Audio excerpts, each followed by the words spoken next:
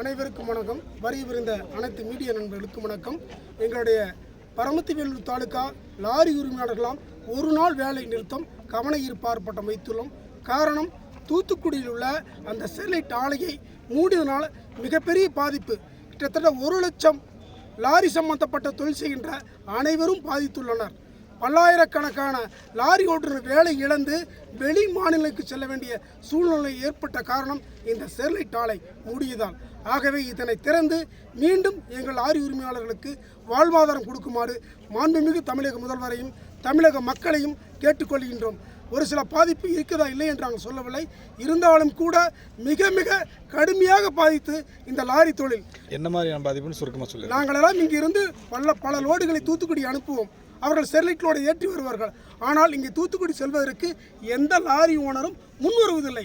ஆகவே நாங்கள்லாம் தொழிலில் நலிவடைந்து மாற்றுத் தொழிலுக்கு போக வேண்டிய சூழ்நிலை ஏற்பட்டுள்ளது என்பதை இந்த நேரத்தில் கருத்தில் கொள்வோம்.